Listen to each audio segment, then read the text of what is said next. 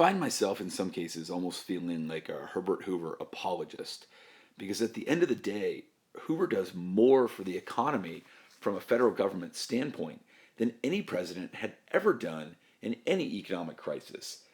It's just in the end that this economic crisis was just so much bigger than anything that the United States had seen previously. So Hoover, again, who comes out of a business background, he's been involved in World War One. He's been the Secretary of Commerce. He invites business leaders, labor, agricultural leaders to come to the White House, where he urges companies to maintain employment and wage levels. So what he basically says is, you got to keep people in jobs and you got to keep paying them. He also asks union leaders to end strikes, and he pleads with state governors to actually keep construction projects going in the hope that you can keep people having jobs. His whole goal, he understood it was, you need people to have jobs. But yet unemployment continues to rise and wages keep falling despite his efforts. So he actually does something that doesn't actually ultimately help. He was trying to get more taxes so that you could actually perhaps help with projects around the country. You'd be able to support them with revenue. So he pushed through the largest and most poorly timed peacetime tax increase in history, and it was called the Revenue Act of 1932. Ultimately, it took money out of consumers' pockets and accelerated the economic slowdown. Now, again, we say, in hindsight, why would you ever do that? But again, the leaders are trying anything. They feel like they're really at a loss. So in this case, they thought maybe if they could get money, that they could then spread out and spend on jobs for people, it could help. But it ultimately didn't. Now, Hoover got a ton of criticism for not doing enough with sort of direct support of the poor. Now, he didn't put people on, quote, the dole, which meant sort of giving money straight to people. So he feared that the nation would be plunged into socialism. Again, this, fear that we have going on, particularly after, the Russian Revolution in 1917, if the government provided direct support to the poor. His main belief was in rugged individualism and free enterprise. So sort of this idea of, you got to make it on your own, and competition is what actually is going to make us successful. He promoted this sort of age-old American ideal of self-reliance and individual initiative. And he said, if government gets too involved in people's lives, that government assistance would rob people of their desire to help themselves. So again, don't take away that American ethos that has made us successful for so long. But he did believe in a concept called voluntarism, or the natural generosity of people and organizations to help out. Again, this is a guy who been successful with self-sacrifice during World War One, so he certainly thought that could carry over.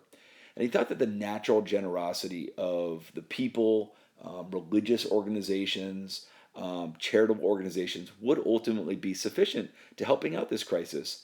And he believed that volunteers, not the government, would relieve the social distress.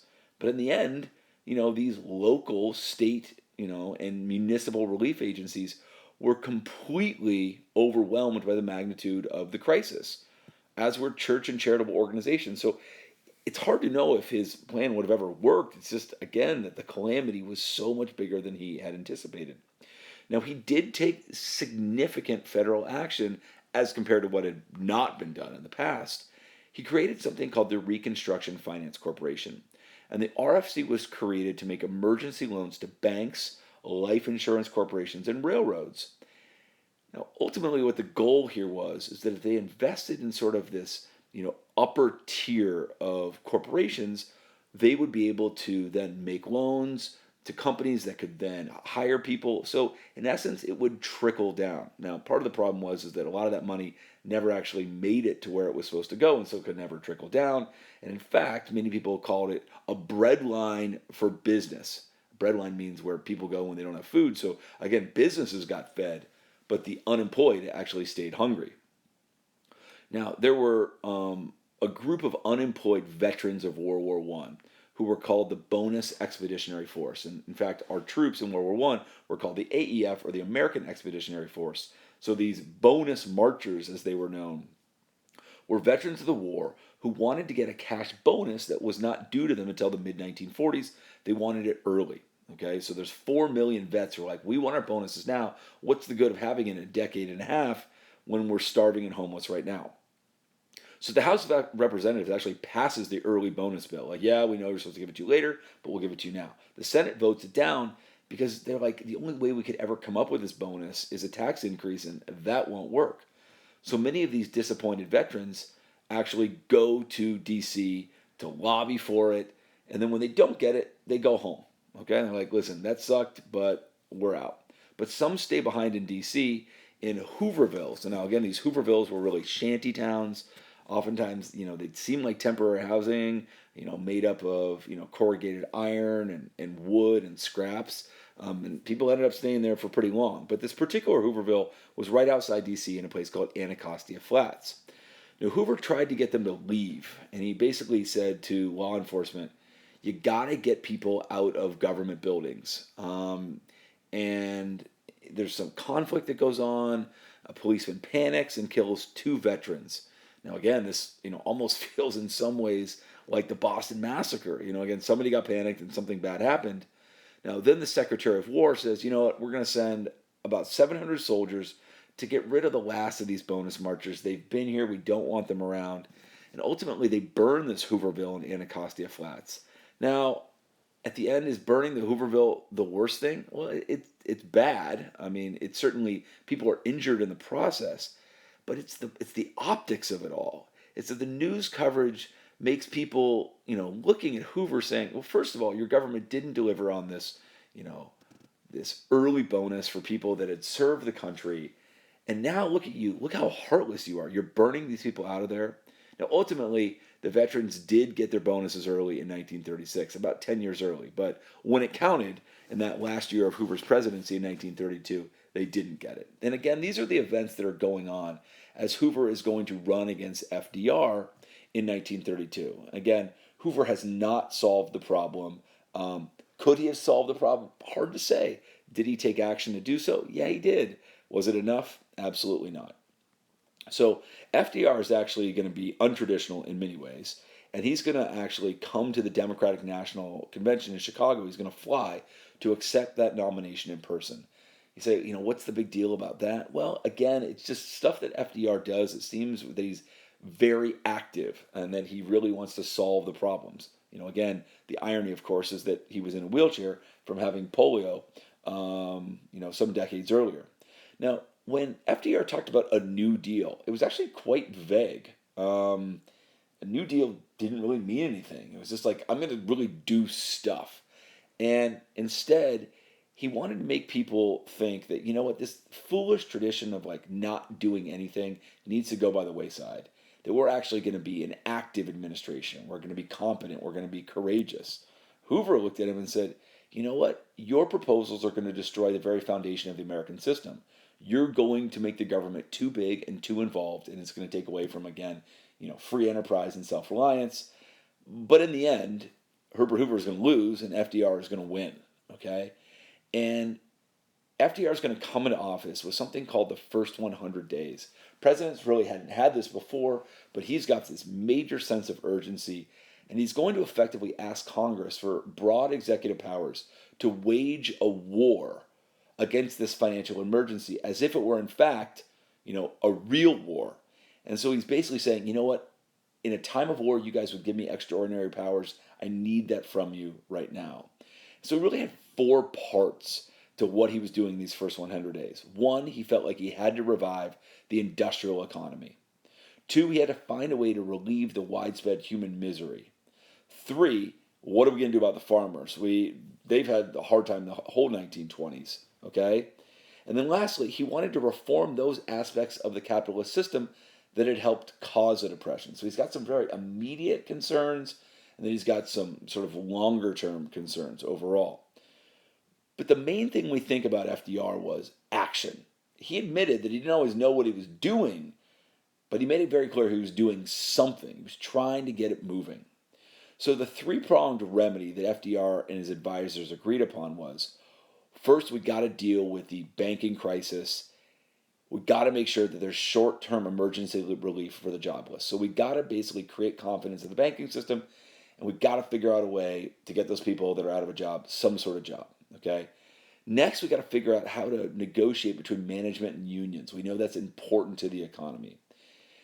And lastly, we want to raise commodity prices. Again, this is going to be farm products by paying farmers to reduce their crops and their herds so that the prices can go up and increase farm income. So we're going to see the alphabet soup again, all these different acronymed agencies that are going to come up during the New Deal to try to address that. So from March 9th, right after the inauguration, through June 16th, this first 100 days, Congress is going to approve 15 major pieces of legislation that are proposed by FDR. They're basically rubber stamping almost everything, like let's get it going. And the first place that FDR is going to go is to deal with banking regulation. And ever since the crash back in October in 29, depositors had not been putting their money in banks. They're like, listen, this is not the safe place it's going to be. We're afraid that it won't be there. If there's another run on the bank, they'd also taken their money generally out of the stock market. And again, the important part you have to understand, and I got to say it again and again and again, taking so much money out of circulation worsens the depression. Because again, if people aren't putting money into circulation, if it's not being spent, then at the end of the day, it can't help people get jobs, and people don't have jobs, they're not getting money to spend, okay? So FDR is going to pass something called the Emergency Banking Relief Act, which is also known as the bank holiday. And it closes all banks for 4 days and allows investigators to go in and check out banks and make sure that they're all okay. So all the banks are closed at this time. Now, FDR goes on the radio to give the first of what are known as his fireside chats. Again, that's another sort of important distinction between him and Hoover. He's going to go on the radio. He's going to try to communicate directly with the American people to show, listen, I'm doing something for you. I care about you. So in this first radio broadcast, he assures 60 million listeners that it's much safer to keep your money in a reopened bank than under the mattress. Now again, if it's under the mattress, it's protected. If it's in the bank, maybe it's not. But if he can guarantee that it's going to be safe in the banks, then you actually can get banks, again, making loans to companies. Companies can be hiring people. Once they're hiring people, people can have money. They can spend it and get the economy going again. Now, the following day after the fireside chat, once banks are open, people went straight to the banks and they put it in. It just showed the success right off the bat of FDR. Now, other financial reforms that he's going to do is something called the FDIC, Federal Deposit Insurance Corporation. We still have it today. And it's going to guarantee customer accounts in banks up to $2,500. Listen, your $2,500 is safe here. Now, it's way more than that. It might be $250,000 or even $500,000 now. But it was this idea that if you put your money in, up to a certain amount, it will still be here. Now, again, something else that is still around, the Securities and Exchange Commission, also known as the SEC. And this is a federal agency that was going to enforce new laws governing how basically stock could be issued and traded. Now, what's interesting here is it was created by the Securities Exchange Act, which required that corporations that issued stock to the public had to disclose all relevant info about the operations and management of the companies so the purchasers could know what they were buying. Again, there was this concern that, there was fraud going on, that was being misrepresented, really wanted to clean up the market. Now, again, I've mentioned this before, but it's an important distinction between Hoover and FDR. Hoover had stubbornly refused to help the unemployed and homeless since he'd really assumed that individual self-reliance and acts of charity and local organizations like the Red Cross, churches, even what we called city missions would be sufficient. But in the end, what was really needed, at least according to FDR, was something that was known as a welfare state. FDR knew that the numbers of the people that desperately needed help far exceeded the capacity of the existing organizations to handle it. Now, he didn't see this welfare state as the government directly giving people cash. Well, he did in some limited cases, but not overall. Quote, he didn't want to put them on the dole, but he felt like he absolutely had to create jobs to help the unemployed. And this really is the first time that the federal government takes primary responsibility for assisting the most desperate Americans. Yes, we saw it in a limited sense during Reconstruction with the Freedmen's Bureau. Yes, we know that the progressives wanted to make the government an agency of social welfare, but this is going to be the first time that the government is truly going to intervene to try to keep those absolute most desperate people from getting worse.